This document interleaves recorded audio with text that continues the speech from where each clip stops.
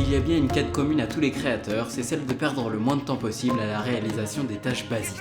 Dans le domaine de la réalisation vidéo, pour YouTube ou n'importe quelle autre plateforme, c'est souvent lors du montage que l'on perd ce précieux temps. Ça fait un petit moment déjà que je me suis lancé cœurs et âme dans cette quête interminable, et même si je n'ai pas encore trouvé le Graal, j'en ai enfin trouvé la sainte grenade qui me permettra d'y parvenir. Voilà, je suis vraiment pas sûr de cette métaphore. En tout cas, bienvenue sur un énième nouveau format sur cette chaîne. N'hésitez pas à me dire si vous l'appréciez, et puis si vous avez des questions, posez-les-moi en commentaire sur n'importe quel sujet en rapport avec le cinéma, et j'y répondrai dans ce format. Si au début, chacune des connaissances qu'on intègre nous font gagner des dizaines de minutes, plus on amasse d'expérience, plus cette courbe de rapidité finit par s'aplatir. Rien de bien nouveau, on est ici sur le schéma classique de l'apprentissage.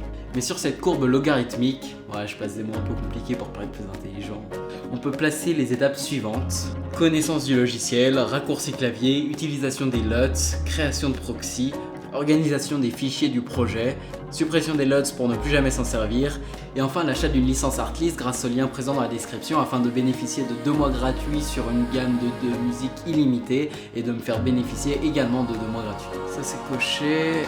Prochaine étape c'est NordVPN. Enfin bref, à chacune de ces étapes, on devient donc un peu plus efficace lors du montage.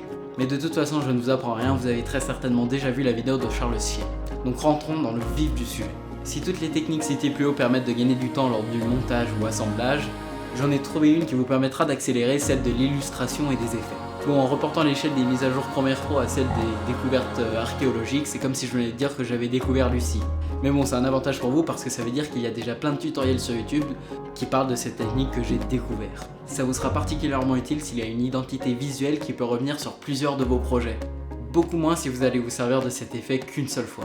Ah oui, parce que j'ai certainement oublié de vous dire que pour configurer tout le design et les animations, il m'a fallu un bon 3 jours. Mais bon, voilà le résultat. 3 templates. Enfin, mieux qu'un template, ce sont des templates interactifs. Et encore là, je ne fais qu'effleurer la surface de toutes les possibilités qui s'offrent à vous grâce à cette fenêtre Essential Graphics, ou objet graphique essentiel. Pour la mise en place, c'est plutôt simple, ou tout du moins ça paraît plutôt simple au début, puis quand vous penchez dedans, c'est plus très simple, puis quand vous avez compris, ça devient plutôt simple.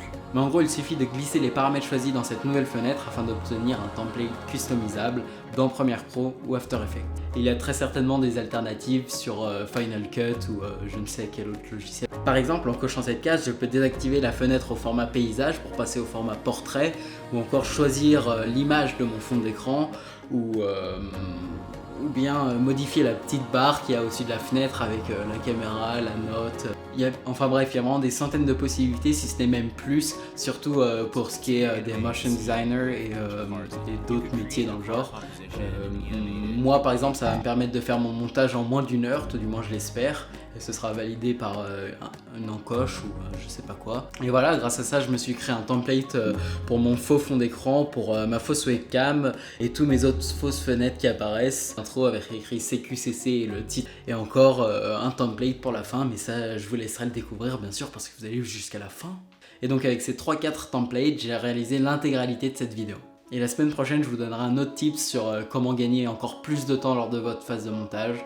Mais pour ça, il faut s'abonner. Et voilà. Ciao.